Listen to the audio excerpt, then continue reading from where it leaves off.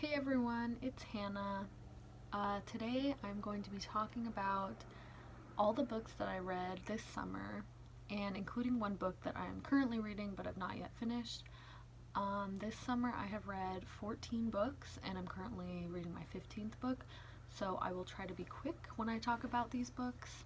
Hopefully this video does not get too long. So I'll start with the first book I read this summer, which is this monster, 11/22/63 by Stephen King. This is a very long book. It's about 850 pages, and it is a book about a man who goes back in time. He basically, due to the help of a friend of his, he finds this portal, and his friend asks him to go back in time for him, and the friend is dying, and he says, as my dying wish, I want you to go back in time and stop Lee Harvey Oswald from killing John F. Kennedy. So the portal that brings this man back in time brings him back to about, I believe it was 1958, but it's about 5 years before the assassination, and so the man has to basically stay in this time and wait until he can stop Lee Harvey Oswald. And along the way he makes friends and does a few other things that he feels need to be done. And so the portal, every time you go back, it resets. So he can't go back more than once in order to do this. Once he goes back and does this, he has to basically live with that, go back to the present, and never do it again. And it was a really interesting book. I loved it. A lot of people think that Stephen King writes too much, or it's too wordy, and all of his books are way too long, and I know a lot of people feel that way, especially about his longer books, and this is one of those. But I really enjoyed this book. So one thing I like to do is sort of an annotator, so when I read books I underline the things that I like, I take notes and stuff like that. And I have my favorite line out of this book bookmarked, and it is, "And they were beautiful, and I loved them not in spite of their fragility, but because of it.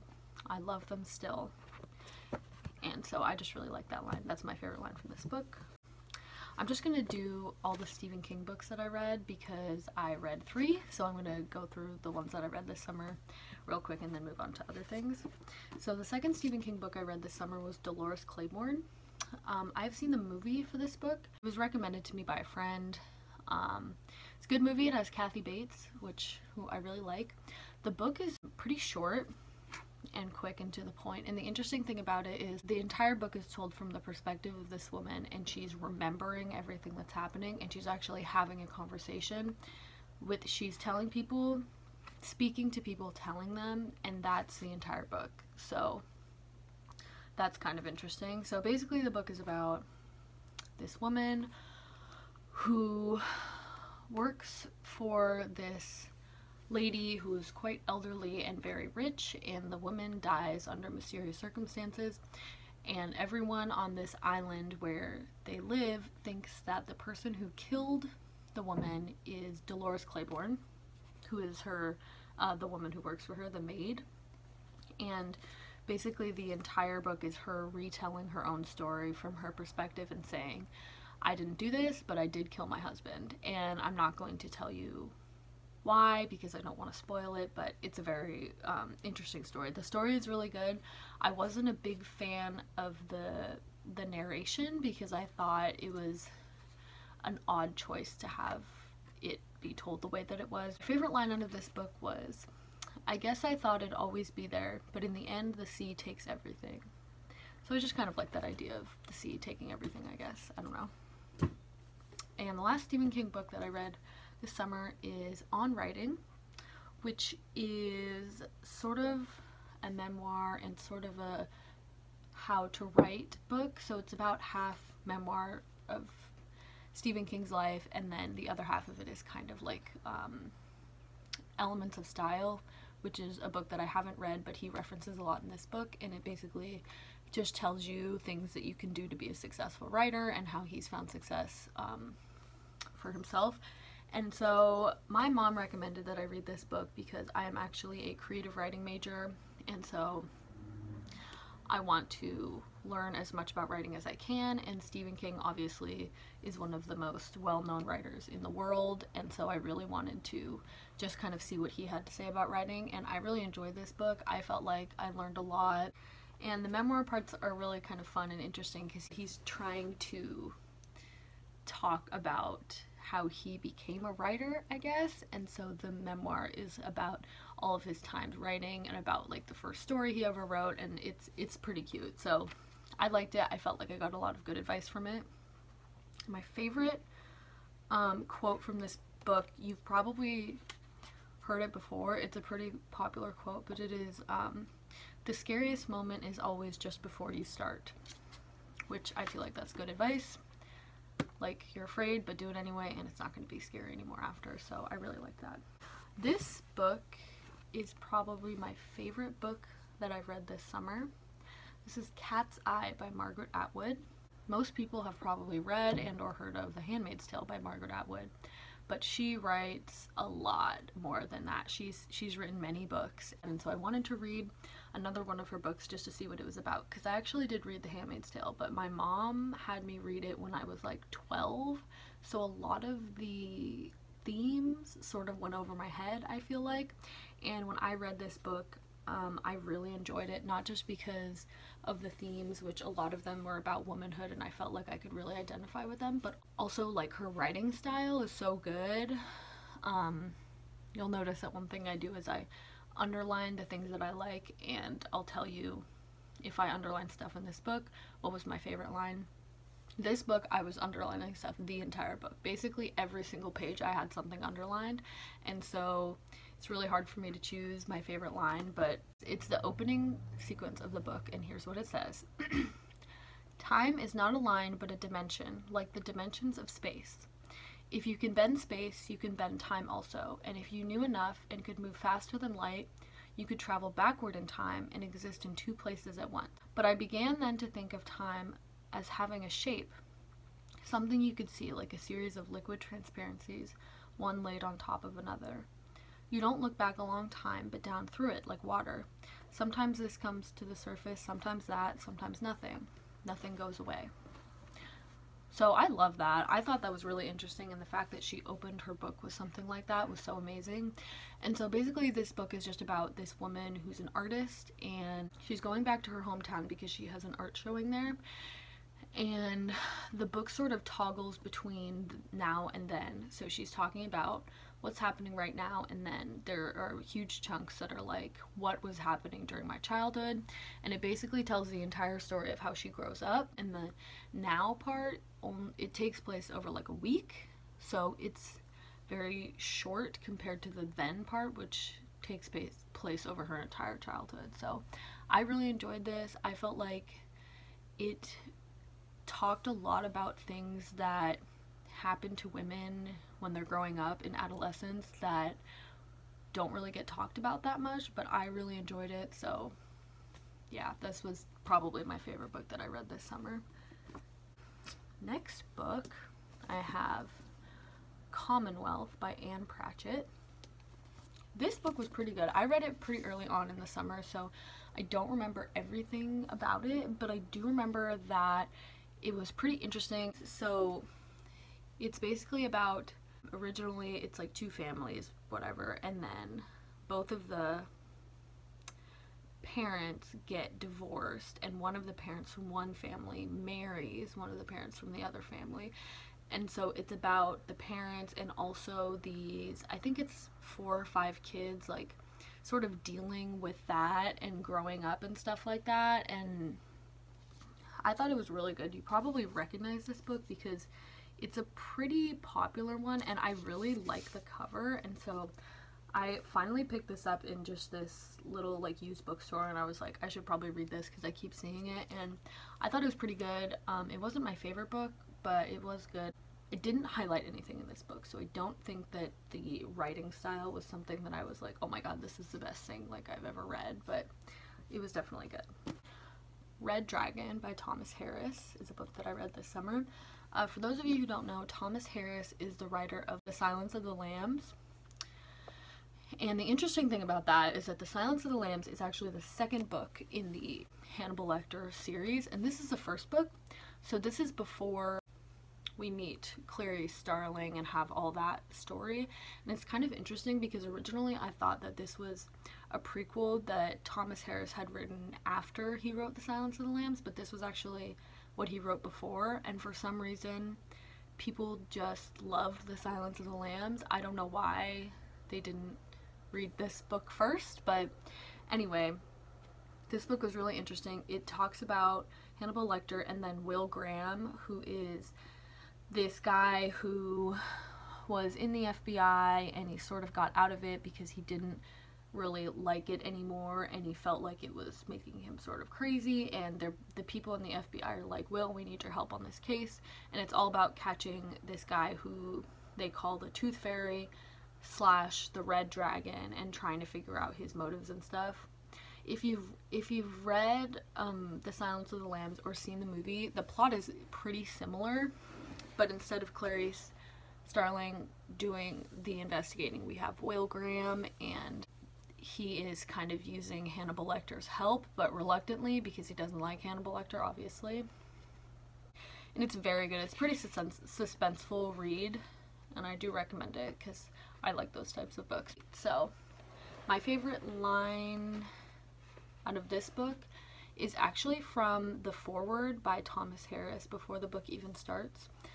The last line in his foreword, when he's talking about how he's created these basically iconic characters and everything, is how seldom we recognize the sound when the bolt of our fate slides home. So the next two books are kind of in the same family because they're from the exact same trilogy. So this is The Girl Who Played with Fire and The Girl Who Kicked the Hornet's Nest by Stieg Larsson. Hopefully I pronounced that correctly. Earlier this year I read The Girl with the Dragon Tattoo and I was obsessed with it and I really enjoyed it, and I wanted to make sure that I read the rest of the series. And so the interesting thing about these two books is that it follows the same characters and everything, obviously, but the author died immediately after he submitted his manuscripts for these three books, including The Girl with the Dragon Tattoo, basically.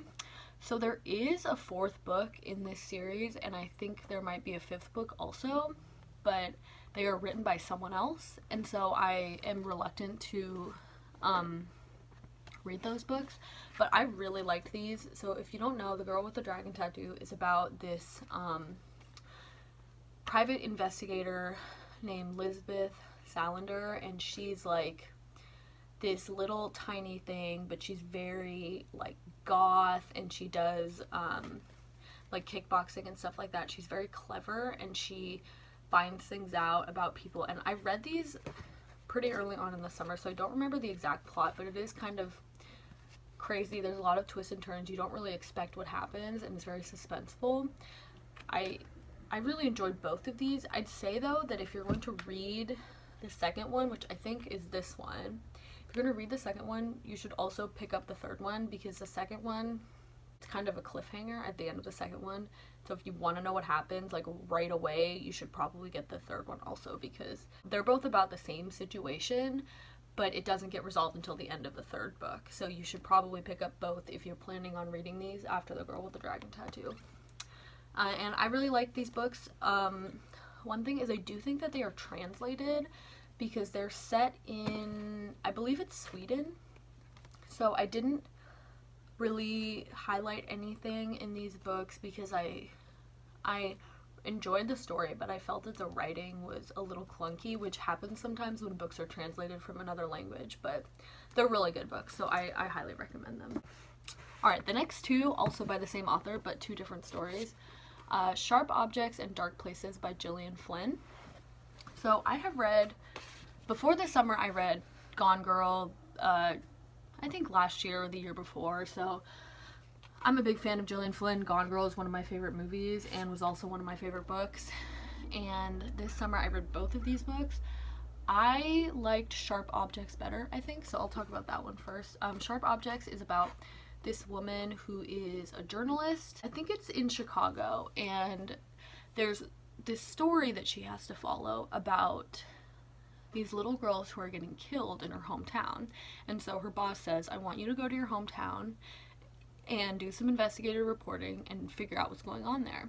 The problem is she really doesn't want to go to her hometown because she has a horrible relationship with her mother, and her sister, her older sister, I believe, died in the hometown, and she has a lot of bad memories there and everything. And so she goes to the hometown. She's trying to figure out these murders, and all the while dealing with her crazy mother and her very rebellious half-sister. And it's kind of, I'm not going to give away the ending, but it's very good psychological thriller. I like books where I can't guess the ending, and I could not guess the ending of this one until about 10 pages from the big reveal. So I couldn't guess it until it was almost upon me, and I really liked that.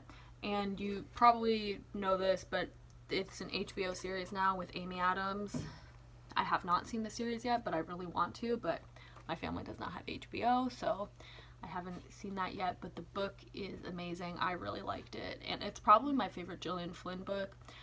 I love Gone Girl, but this book was just really good. Makes a lot of commentary on like womanhood and things like that too. So my favorite line from this book was, sometimes if you let people do things to you, you're really doing it to them. I just thought that was kind of an interesting idea, so I like that. And then I have Dark Places.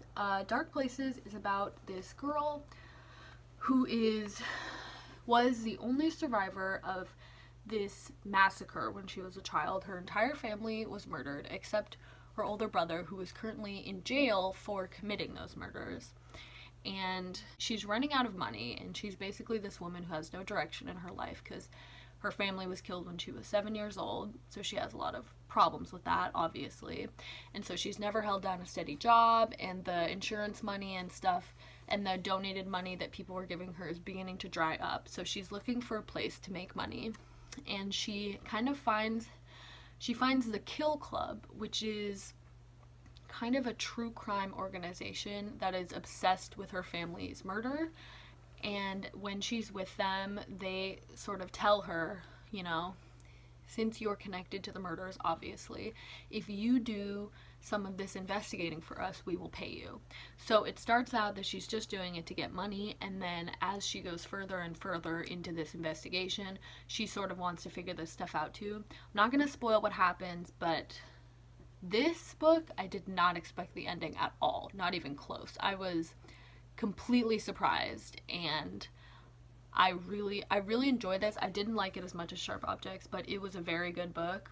I think the reason why I didn't like it as much was because the main character was not very likable. But if you like narrators who aren't that great and you don't really like the main character, this is a book for you, because that is how I felt. This next book, A Long Way Home by Saroo Brierly, is a memoir. It's nonfiction. You've probably heard of it if you've seen the movie or heard of the movie Lion. This is the book that Lion is based off of. So it's basically about this little boy who lives in India, and one night he is waiting for his brother in this train station. He gets on a train and he travels far away from his hometown. He's only 5 years old, and so he cannot figure out how to get back to his hometown. And it's all about the adventures of him.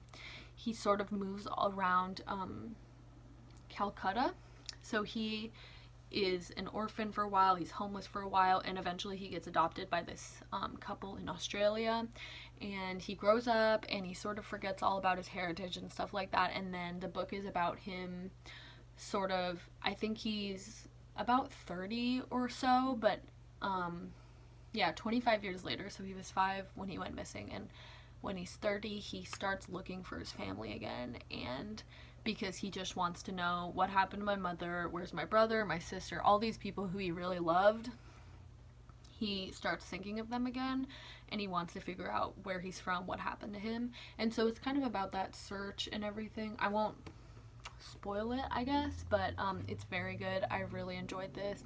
I do like memoirs. I'm a big fan of like creative nonfiction, but this was just kind of, I think, to get his story out there. There's not a lot of like creative writing involved, I think, so I didn't highlight anything that I liked in that one, but yeah. And the next book is also a memoir. This memoir is called Girl Interrupted by Susanna Kaysen. So this is about a girl who goes in for a session with some psychiatrist, and the session doesn't last very long. And after that, she is put in a taxi and taken to a mental hospital where she spends 2 years. She spends 2 years in a mental hospital based on one appointment with a psychiatrist. And it's kind of stories of the before, the after, and the during of that experience. And it's true. It's definitely true. She has even in the book pictures. I don't know if you can see that, but it's like her actual like intake forms and things like that. She has those like photocopied into the book. And so I really liked this book. It is a movie. I know it's a movie. I have not seen the movie for this, but the book was really good, and this writer is really good. I think she also has like novels and things now, but this is just like her memoir. But yeah, she has 2 novels. I haven't read either of her novels, but I really enjoyed this. So my favorite line from this book is on page 5.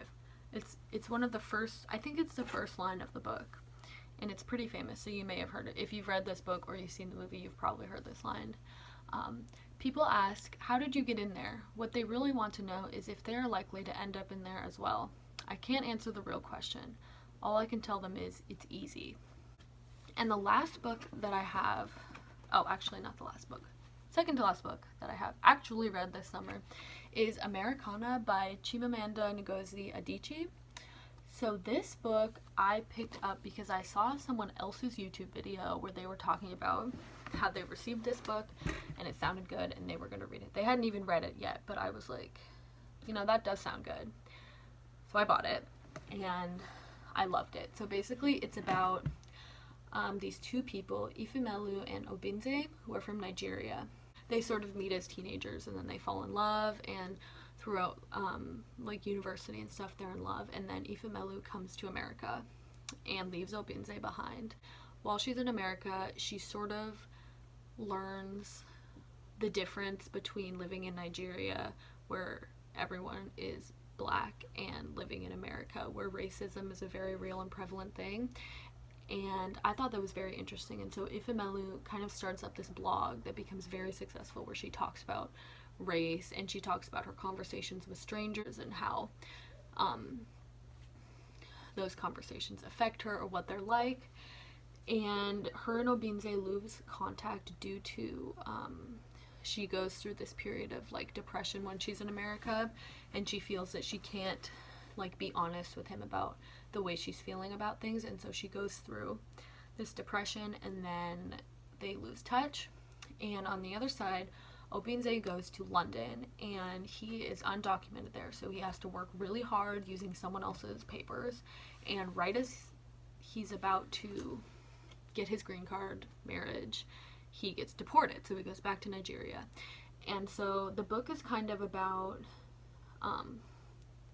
their lives and how they intertwine and stuff like that, but the main thing is that in the present time, I suppose, Ifemelu is coming back to Nigeria. Obinze is in Nigeria already, but he is now married and has a kid, and basically the entire time Ifemelu is sort of longing for home, but she's also longing to see Obinze, and she doesn't know what it's going to be like, and it's kind of this whole thing where she's thinking about it and she just doesn't know what's going to happen.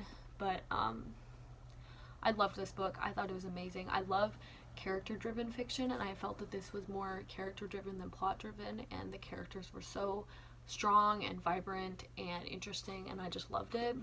My favorite line from this book, the entire book was good, but the quotes about love were just kind of touched my soul. My favorite line is, she made no sound. He took her hand in his, both clasped on the table, and between them silence grew, an ancient silence that they both knew.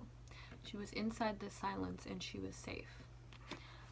So I just love that. I think that that like really captures what it's like to be in love with someone, just the feeling of comfortable silence and that feeling of safety in that silence. So the last book that I read, I do not have it because I borrowed it from my mom and I think she took it back, but it is Little Fires Everywhere by Celeste Ng, and I enjoyed it a lot. You've probably heard of it or seen its cover somewhere. It's been a New York Times bestseller for a little while now, and I actually picked it for my family's book club. It was our first book club like meeting and I got to pick the book, so I picked that one because I heard it was really good. And it's kind of about a few different families and how they interact with each other.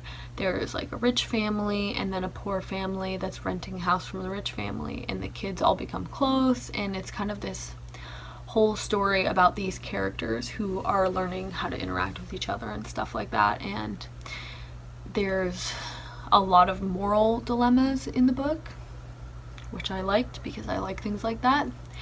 It was very powerful in some places, and one thing that I thought was interesting was that when my family's book club did get together and talk about the book, a lot of us actually disagreed about what should have been done in the moral dilemma and or who we thought was the most sympathetic character and all of these different things. So it was interesting to see that different people had a lot of different opinions on the book, but I enjoyed it. I wasn't a huge fan of Celeste Ng's like writing style, but I did like the story. Like I felt like she created a very strong story with very interesting characters, and a lot of it was pretty open-ended at the end, but I actually like books like that because you can kind of fill in for yourself what you think happened or maybe hope for a second book and like all this stuff. But I really enjoyed that book. And yeah, so those are all the books that I read this summer. I read 14 books. The book that I'm currently reading I don't have sitting in front of me right now, but it is Goodbye Columbus by Philip Roth. Philip Roth died recently this year, but I have heard that he was a very good author, and so I thought, I saw Goodbye Columbus in a used bookstore and I thought, why not get this and see what it's like. I'm about 60 pages in. I really like it so far, so I will probably have a review for that book up very soon because it's really good so far and it's pretty short. So yeah, if you like this video, if you watched all the way to the end, thank you so much. This is my first video. Like, comment, subscribe, you know the drill. But thanks for watching and I'll see you next time. Bye.